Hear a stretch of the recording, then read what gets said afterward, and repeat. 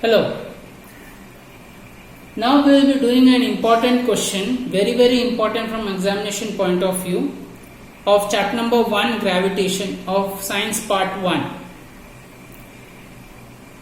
The question is, a stone thrown vertically upwards with an initial velocity u reaches a height h before coming down. Show that the time taken to go up is same as the time taken to come down. So basically the question is, when we throw a stone upwards, the time taken to reach the highest level and the time taken to come back to the bottom is the same. That's what we have got to prove. Suppose the time taken to go up is t1 and the time taken to come down is t2. We need to prove that t1 is equal to t2. For that, what are the basic jargon we are going to use over here? We know that the initial velocity is taken as u. The displacement s, that is the height, it will be taken as h, height, and the final velocity will be taken as v. G is the acceleration due to gravity.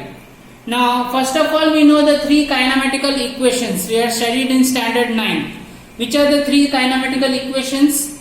V is equal to u plus at, that's number 1. S is equal to ut plus half at square, number 2. V square is equal to u square plus 2as, number 3. So what is S over here? Displacement. As we solve, we will be taking that as h, the height. Okay. What is A? That is acceleration. We will be taking that as g as we solve, because what is g? It is acceleration due to gravity. In this case, because the object is thrown upward and it comes down, we are going to consider acceleration due to gravity.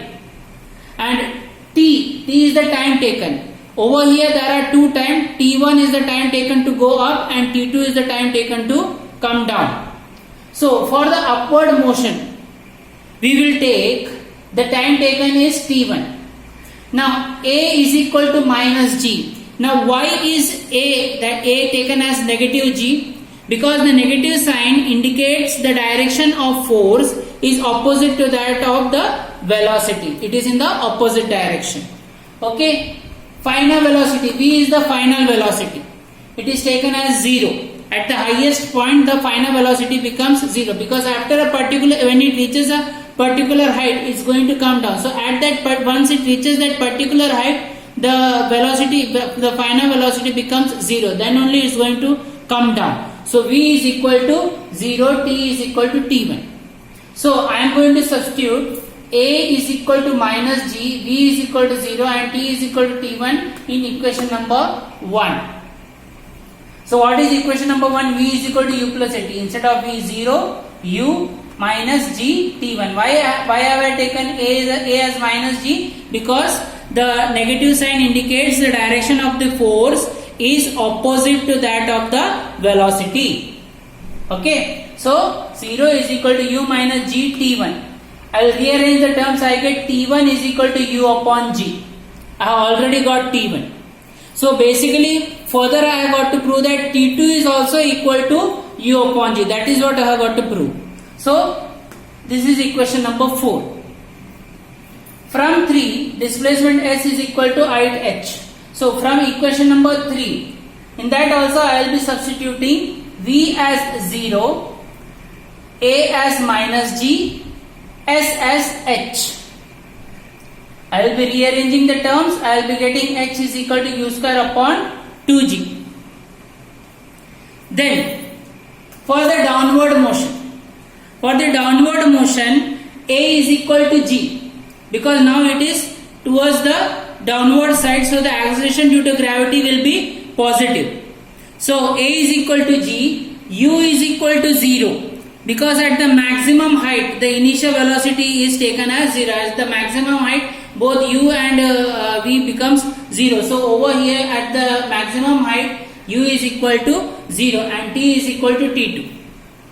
Now I will be considering equation number 2.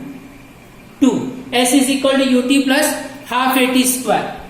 So h is equal to, instead of s I have taken h, u as 0 into t should be t1. In any case, it gets cancelled. So 0 into T1 plus half G T2 square. So 0 into T1 becomes 0. So H is equal to half G T2 square. I rearrange, I get T2 is equal to square root of 2H upon G. That is my equation number 6. I will be substituting equation number 5 in 6. That is, I will be substituting the value of H in 6. So T2 is equal to square root of 2 into U square upon 2G upon G. I rearrange, I will be getting over here, first go over here. I will be getting 2 U square upon 2 G square. 2 will get cancelled. I will get T2 is equal to square root of U square upon G square is equal to U upon G. Therefore T1 is equal to T2. Thus proved. Okay. So the time taken to go up is equal to the time taken to come down. We consider the three kinematical equations. We take A is equal to minus G, V is equal to 0, T is equal to T1. Substitute in equation 1.